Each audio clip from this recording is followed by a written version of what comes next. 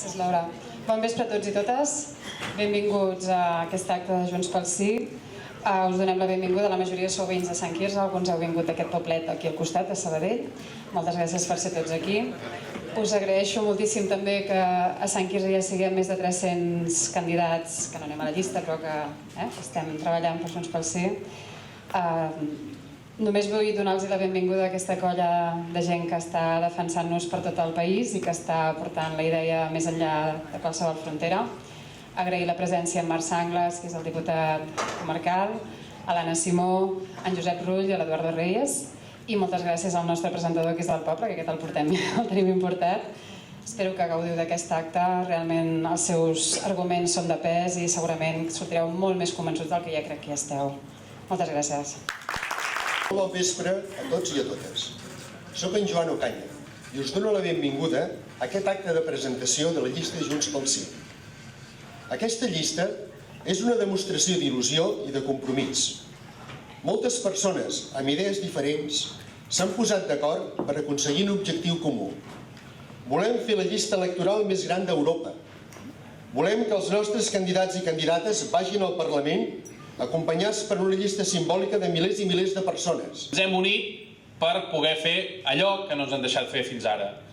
Hem intentat, des del Parlament, des de les manifestacions al carrer, hem intentat fer sentir la nostra veu, hem intentat que se'ns deixés votar, ho vam intentar el 9 de novembre, vam acabar fent un procés participatiu, però en definitiva el que valen en qualsevol democràcia són les urnes.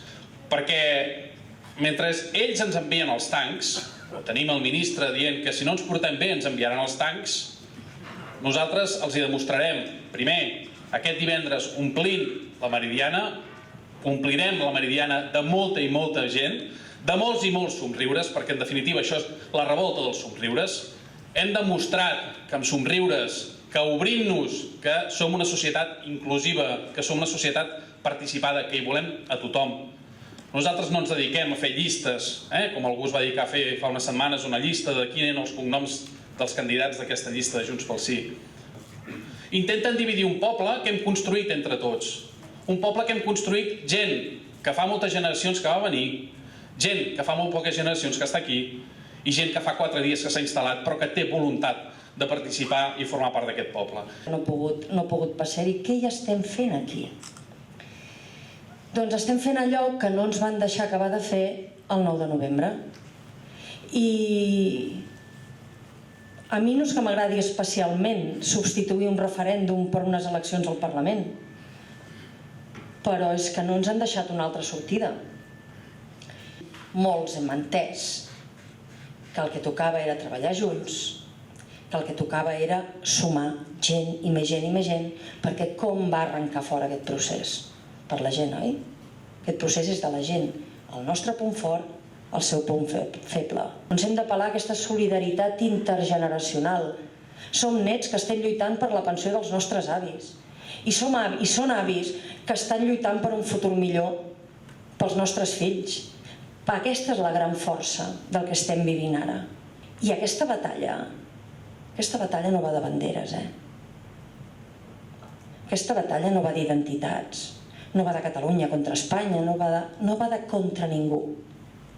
Això el que va és de drets democràtics, de drets civils, de dret a autodeterminar-te i de dret a exercir la teva sobirania i de drets socials. Oi que hem de mirar endavant i tirar endavant?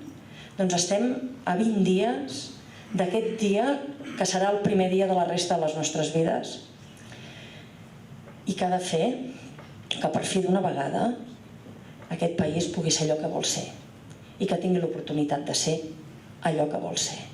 Que 300 anys després doncs poder que ja ens toca. Guanyarem. Ara d'aquí poc hi haurà l'11 de setembre i fa 301 anys vam perdre la llibertat. Vam perdre la llibertat per la força de les armes. I ara, si volem i voldrem el dia 27 de setembre, recuperarem la llibertat per la força de les urnes. Cal altra cosa, ens cal determinació i ens cal posar en valor la força d'un poble que està determinat a ser lliure i ara no cal anar a les trinxeres. Ara hem d'anar a les urnes i hem d'anar massivament. Però tots els manuals de lògica, de raó, diuen que nosaltres hauríem d'haver desaparegut com a nació. Una petita nació sotmesa a 300 anys d'una opressió brutal, amb diverses dictadures, i nosaltres hi som, i el que us deia, i estem en condició de recuperar la nostra llibertat. Hi ha aquesta definició de nació que la vaig sentir l'altre dia de Germà Bel, que és molt bonica. Diu, Catalunya és una terra de pas i català és qui s'hi queda. I això ens fa ser molt poderosos en el conjunt del món. Això del ministre Moreno és impresentable que l'any 2015 encara hi hagi un individu que decideixi que aquestes qüestions es resolen no amb les urnes, no amb la democràcia, sinó amb els tancs. És impresentable. Ja heu vist que Soraya Sáenz de Santamaría ha sortit de seguida i diu, bueno, ben bé no ha dit això. A nosaltres ens queda clar què ha dit. I a la resta d'Europa li queda clar. I estan escandalitzats per aquesta actitud. L'estat espanyol ha renunciat a ser l'estat dels catalans. Els catalans tenim el dret i tenim l'obligació de construir-ne un de propi si volem garantir el benestar i el progrés de la gent d'aquest país. És tan simple i tan clar com això. Cataluña es especial y la gente de Cataluña es muy especial. Es muy especial porque cuando se proponen algo son tozudos, tozudos, tozudos y lo consiguen. Yo también soy muy tozudo.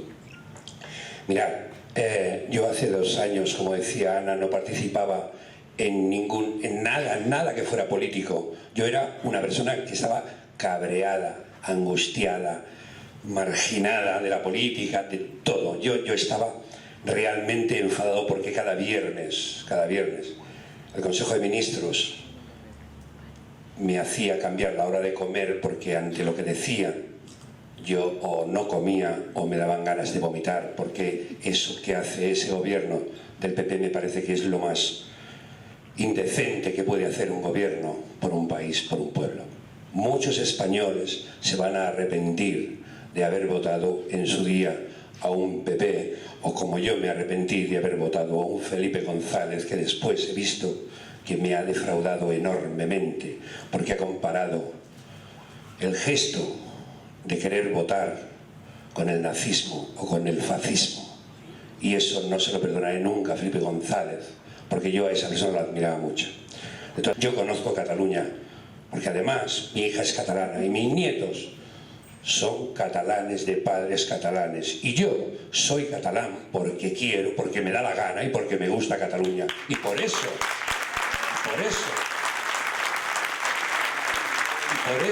voy a luchar por esta Cataluña, porque ya me he dado cuenta de que es imposible hacer lo más mínimo para que España cambie. España no puede cambiar, lo siento mucho, pero cambiará.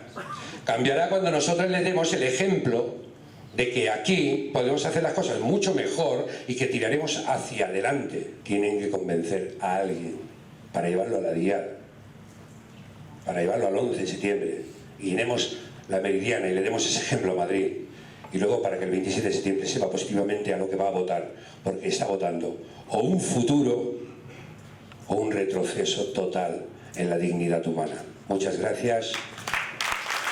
Vam alliberar París, vam tornar al mur de Berlín i navegant amb els vikings vam punyant l'antorxa com si fóssim Bonnie and Clyde, un parell de samurais, no ens farem enrere mai, fidels al repte amb tu, no hi ha dues...